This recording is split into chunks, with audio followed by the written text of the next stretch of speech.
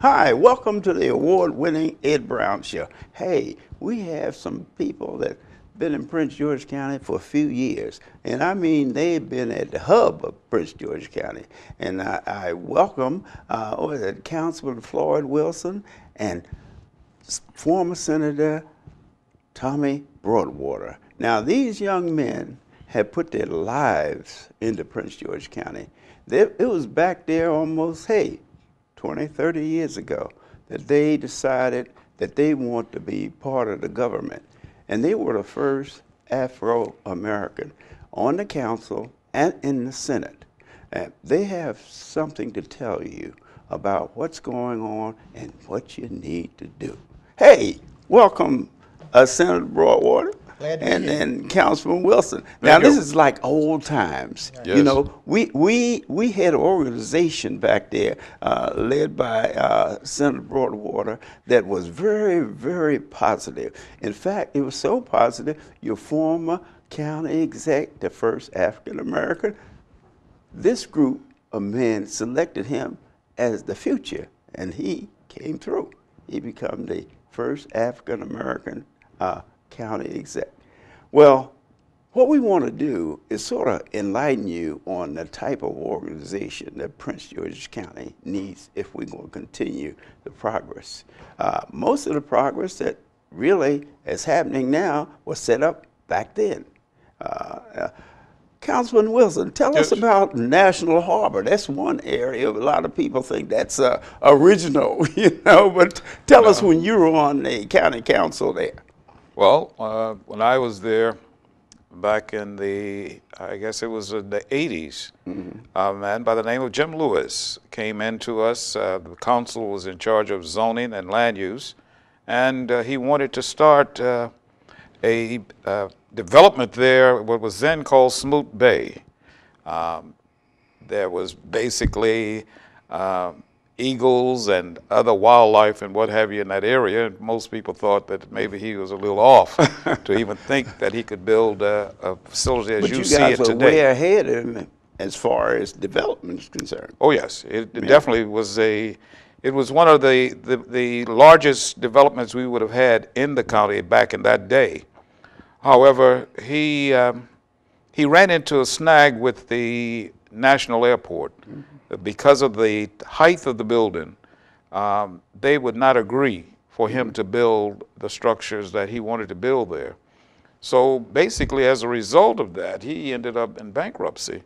And today, of course, you had Peterson come in, and Peterson came in with a plan and changed the entire land use there, and today, of course, you have the Gaylord and all of the other. Right. But what happened is that between that time, you're talking about years and years. Oh, absolutely. The planning board and the council maintained that property, or it wouldn't be available. Exactly. Now. Yes. This is what people have to understand: is that was thought about not yesterday. Okay, right. Senator Broadwater, tell us about the things that you went through during the time that you were the first African American from Prince George County, and some of the things I know that we talked about, and the people need to understand we had the strongest, I would say, unit in the country, and we were more progressive back then than people are now. They're not working together. Tell us a little bit about your struggle. Well, when we started, first I started on the Democratic Central Committee. All right. And they came through with reapportionment, and they made it a majority black senatorial district. And I decided to run for the senatorial seat. They made one specifically for blacks. It was a majority black district. Why would they do that? Well, why wouldn't they just make a district? Why? Well, it have to be minority, so that you have representation. Yes. Okay. We see, they have to know that's how that was developed. Yeah, that was cut out because Prince George County, at that time only had about 20%, 15-20% black community in the whole county. So when they made that district, I ran for office against Arthur King. And when we ran for office, you know, we worked with voter registration, voter education, voter participation, and to build an organization that was going to be effective. Right. And that's what we did. You know, we worked very, very hard with bringing people together. Right. And the thing I liked about the group too is they protected each other, and it seemed now, you know, only the backstabbers, you know, and that group was so effective that they sat around and before they made decisions on the county council level, before they made it on the state, they all met and talked about the changes that they wanted and how they were going to get it. That's not happening now. Well, no. Once I got elected, we started having meetings bi-weekly, bi-monthly. And we would meet at bi-weekly. You're meeting? No, bi-monthly. Bi-monthly. They don't even meet now. And it was the 3 delegates, the council person, and the senator, and the Central Committee people. And we met and we discussed issues and problems that concerned us in Prince George's County, and especially in our district. But we went as far as Prince George's County because we were the blacks that represented the county. And doing that, when we would come up with appointments and all that kind of stuff, we would sit down and discuss it and try to find the best people qualified that we felt was qualified to run for those seats or get appointed to those seats. And we sat there and we picked parking planning, WSSC, all the important boards, school board, courthouse group, and we picked a very effective team. Yes. But from that, we worked in the community with voter registration and voter participation. We didn't stop when we got elected. We did that constantly. We had about 6 or 7, 8 events a year to bring people together, to talk about politics and voter registration, voter education, and voter participation. So people got comfortable with us. And from that, when the appointments came, you know, what they call the green bag appointments. Since we worked together as a group, we were very effective to get our people in. People that we felt that had to know why they were there. Number one, they were there to represent the black community, and they had to be good. We knew that they had to be good. Had to be qualified. Yeah. I mean, I remember, I'm not getting off subject, but I remember Mr. Brown when we appointed you to the Park and Planning Commission. And you were very militant, you know, very, very active and very militant. But he was getting the parks and for us, which was unheard of. He was working with Park and Planning and getting different facilities for us. And so they came to me and said, Broadwater, when it's time to be reappointed, they came to me and said, well, you know, give us anybody but Mr. Brown. You know, matter of fact, we would give you 2 people. You know, if you agree not to reappoint Mr. Brown. And then we looked at him and I said, oh no, Mr. Brown is doing what we want him to do. And he's very effective at doing that, and we're going to keep Mr. Brown. And that was that issue. You know? And they went through different boards and what have you, and they wanted their kind of people in those positions. But we appointed people that first knew that they were black, knew what the facts and the issues were, and that could deliver. And you were the star person at that. You know, Mr. Brown was well, it was the teamwork. Just like with Floyd, when they had a problem there, Floyd and I used to, you know, talk about things. You know what I mean? It was ironic. We were from the same neighborhood, lived around the corner from each other in Glenard. But the idea is that what is missing now, Floyd? What do you think can change the attitude of the people? Primarily, what you have now is a lack of communications, and I don't think people feel attached or as involved as they once were. And of course, you have a lot of new people now that are registered to vote, but many of them have not experienced what we experienced from the standpoint of, you know, when I moved to Prince George's County, they told me I could not live in Bowie. Look at the number of people that look like us that live in Bowie today. But you had that type of thing. You had a situation where there was a black school system and a white school system. We came along and we wanted to make some changes.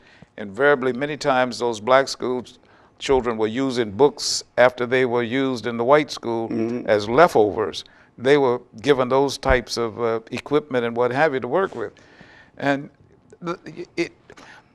because of the pressure and because of segregation and what have you, having come from Louisiana and New Orleans, where we integrated buses and what have you, it was just a natural for us to be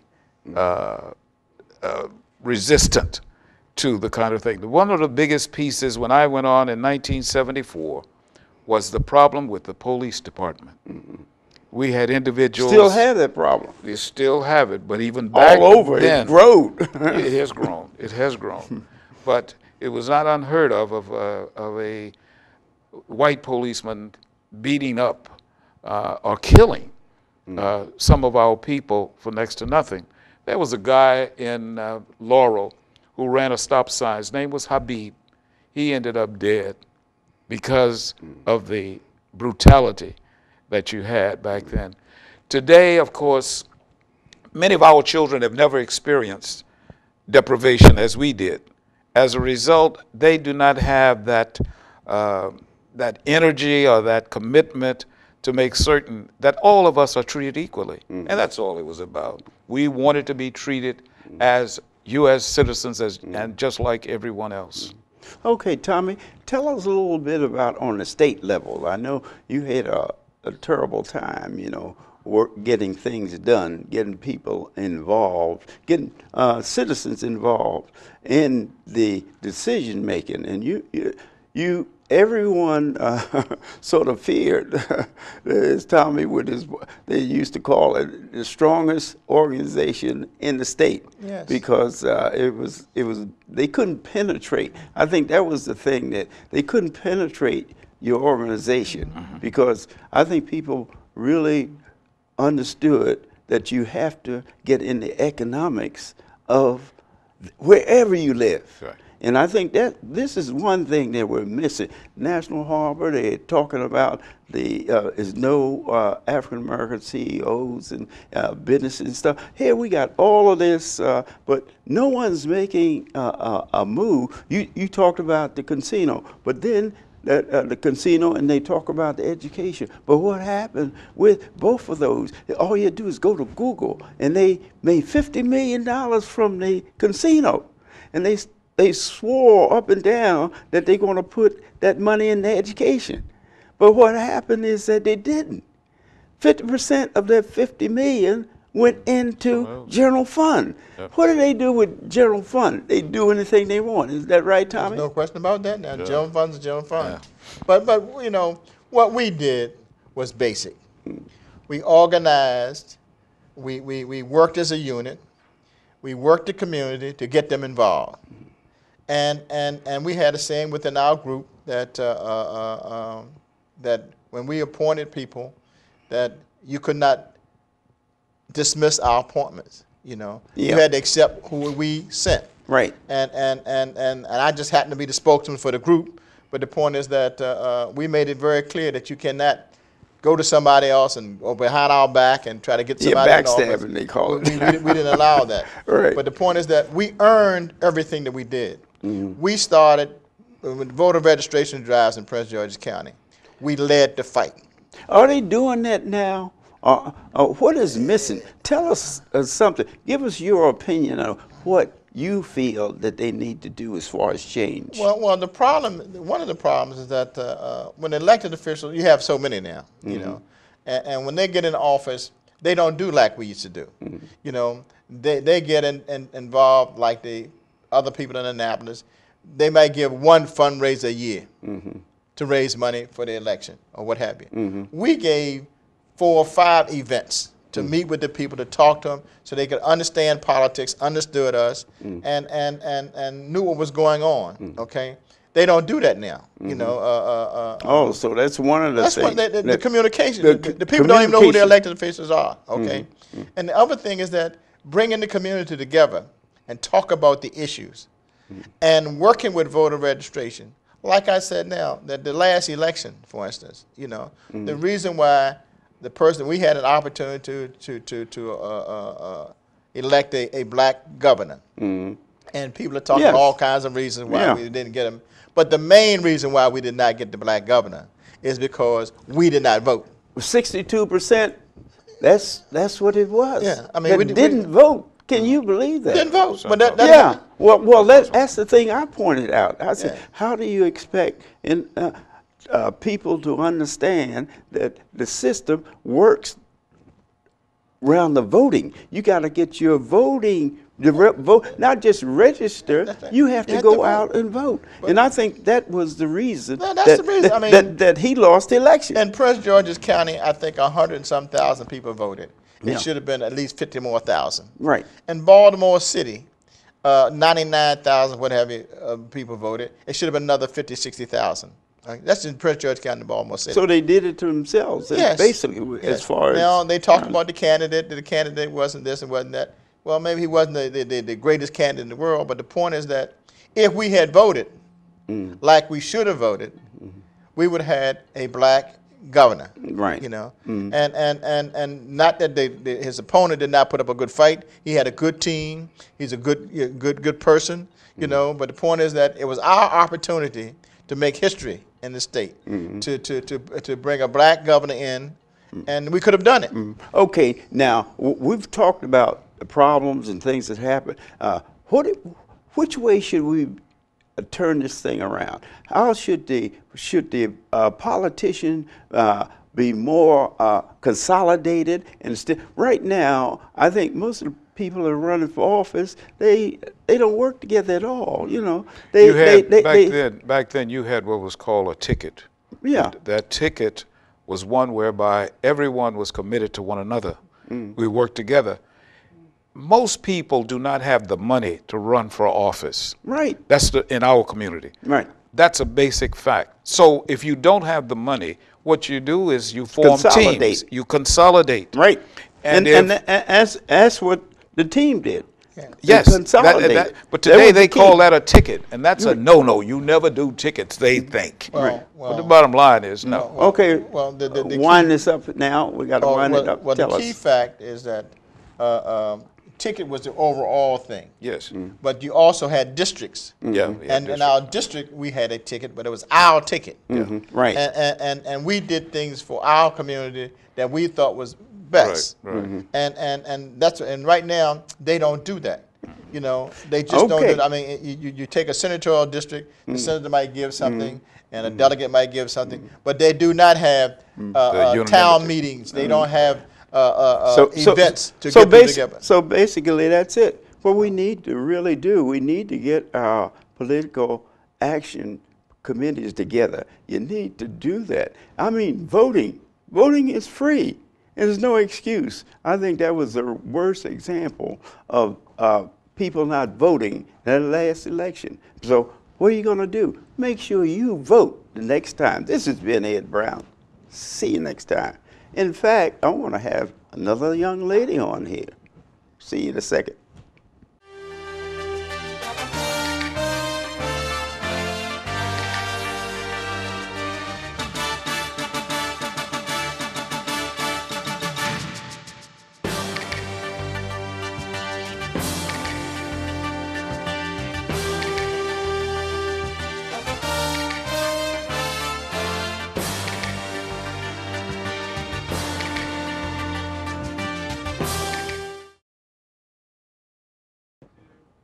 Hey, welcome back to the Ed Brown Show. What we're trying to do, we're trying to give you a good mix here, you know. We got Natii Wright, and I mean, she's involved with, health.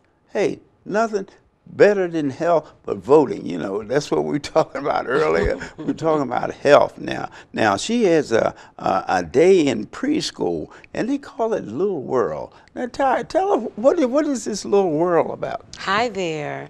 My Little World is an awesome theater production. It's based on an educational program that has blossomed into a wonderful theater production now. And we are presenting Theater? it. Not Yes. kidding. Yes. Congratulations. Thank you. Thank you so much. We're presenting it right here in Bowie, Maryland, on April 29th at the Bowie Center for Performing Arts. We received a wonderful grant from the City of Bowie, and that's taking care of the cost of the theater and all of the employees that are working with us. But we also have a wonderful cast that they're coming in. We've been selling tickets to the school system for the 11 o'clock show. But the 3:30 show is open to the general public, and we're asking everyone to come out with your children, without your children. Just come and dance and sing and learn about You're going to be dancing too? dancing, singing, teaching about washing your hands. We have a healthy fire Washing safety. your hands. Yes. You know, a lot of us need that. Yeah, you're right.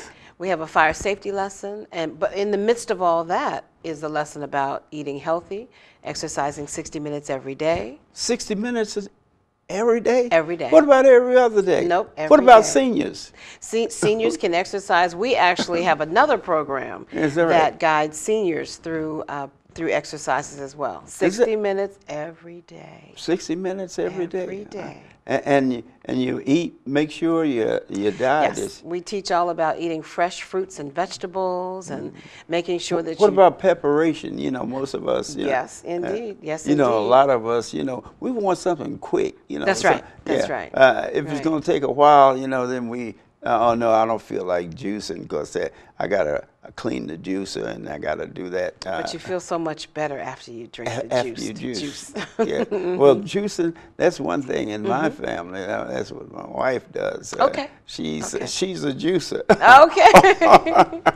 She's a juicer. So you She have said, someone doing "I the wait-" juicing for you. Yeah, right. And when you have someone juicing for you, it makes it a little easier. It does. So I understand that. It certainly now, does. The program with the youngsters, Yes. tell us more about that. Well, we actually, I train early educators to incorporate 60 minutes of physical Is that activity right? in the course of their day.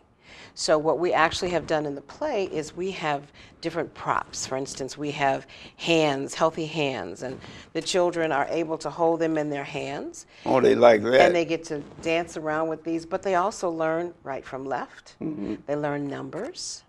So we have those props. Now these are our fruits and vegetables that we. Oh, wow. Pineapples. Yes, so we have a wonderful song that teaches about eating fruits and vegetables. These are all Okay, give us different. a rendition of the one. I'm not. I told you I wasn't going to sing tonight.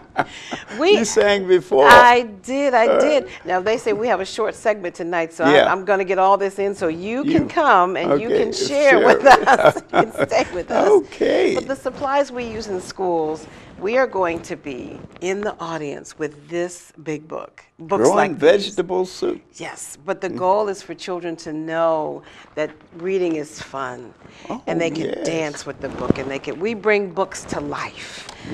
And what about this? Look at this. We have a great big number 2. S2. Huh? Yes. So what the cast will be doing is engaging the children in dancing exercises during the production. So when they get back to school, they will have exercised for 60 minutes. And if you come with your granddaughter, that I know you have a little granddaughter, You're right. and any other children you have, when you leave, they will have exercised for 60 minutes. 60 minutes. Fun, playing, up, down, laughing, Well, jumping, everything. Actually, that's very positive because people don't understand the earlier That's right. child is exposed to something, the better it is. It is, I because mean, you plant a whatever it seed. is. That's yeah, right, that's right. So you setting up that. Now, what the different age limits? You have age limits, groups? How does that work? You know, initially the program was trained for children that are pre-K 3 through 5. But some of the songs, for instance, the fire safety song, Hey. Your Heart Jumps to the Beat song, which is our signature song. Children that are in elementary school, even in middle school, dance to that song. Each song has been produced with a signature. So there's a song that has kind of a church clap to it. There's a song that has a jazz background. There's a song that has Afro-Cuban, Brazilian music to it. So every child that hears this CD will find something on the CD that excites them, something that reminds them of home. So if they're Hispanic, if they're African American, even different languages. well, no, just the culture of their music. Oh, the culture yes, just of the the culture. music. Yes, yes. Oh, I all see. children. Whatever country culture it music, is. all children will hear something on that CD that reminds them of home, and it makes them feel comfortable with the music. And they respond. They respond very well. Our evaluations have been great. Yes, we have children all around the country, mostly on the East Coast, that are doing very well. that But we right? also have children that are using the program in Liberia, West Africa. Is that congratulations? Thank you. We That's- trained there that's 2 great. years ago. Liberia, West Africa. We were there, Your not 2 years, 1 year ago. Last year we went, we trained. Is that right? So what about volunteers? You know, I always tell Yes. people they sit around, they have all do. this knowledge and nothing to do, you know, cutting grass or doing something, going to the mall. We would tell love to about have volunteers. volunteers, How do yes. volunteers get involved Actually, in the program? when we met before, we talked about volunteers. Yeah, and we I were was a talking little about taken that. aback. I wasn't quite sure. Right. But since that time, I have been able to really identify a number of ways that volunteers can help. Yes. First of all, we'd love to have seniors working with children. That's Great. always very good. Great. But we'd like to have seniors come and participate in identifying schools, working on the telephones, maybe calling, because we're doing a lot of this. We have a very And small seniors staff. would love that. They Seniors, would love. they would love to do They would that. love Yes, working with the yes. youngsters. I would love to have Yeah. seniors kind of helping out in the preparation. On April the 29th, April our 29th. first program is at 11 o'clock. And we'd like to have seniors come in and maybe help out, just ushering in the children. Yes. Just being present. Right. Our second show at 3:30, we'd love to have seniors there to just see all the different community members come And when in. you say seniors, you know, a lot of people think of women, but we're talking about Oh, seniors. absolutely. We're talking about Men and women. women, Yes, indeed. seniors. Yes, You know, because the yes. men they step back. You know, they figure that's woman's. No, we want them to work. step on up. Yes, Step right. on up. And so That's all fine. you seniors out there, you know, whether male or female, it's an opportunity That's right. to you to get involved. I mean, sit around, watch TV, go to the mall, that type of thing. Here's a chance. You ever see the sparkle in a youngster's eye when Right. and you know, one thing I always find out, maybe it's because the grandmom image that youngsters love seniors. They do. They do. They certainly do. The youngsters love seniors. So all you seniors out here, here's your opportunity to do That's something right. and do something very positive. That's right. And you get something out of it. Yes, they See, can contact it's us, not and just we that would love to you have get them something work because with the us that youngsters, day. they love seniors because seniors generally take more time and more patient Yes. than we are. You know? Yes, I do. So and the youngsters pick that up quickly. Very quickly. You know, that's true. When That's true. You have patience with him, you know, when you, do that. When you know, darling, you know, the Right. seniors know how to talk That's to him. right. That's correct. That's And correct. everything. So I tell you, this program is really blossoming. Thank you. Nicely. Thank you. we're enjoying ourselves. I'm hoping that we get some volunteers. If you want something to do, this is something to do for everybody. Yes, You yes. seniors show them that you can still do it. You know, they figure that you can't do it anymore. But I tell you, the most appreciative audience that you get is youngsters. That's right. I know. I found out that, and you can tell the sparkle in their eyes, you know, when you be talking to them, and you take time That's with right. them. That's correct. And I think the seniors, they take more time with children than the parents do. I may get beat up on that. All right, this has been Ed Brown. See you next time. Don't forget the 29th, the 29th Of April. of April, 2 weeks. 2 weeks, 2 weeks. Oh, that was great.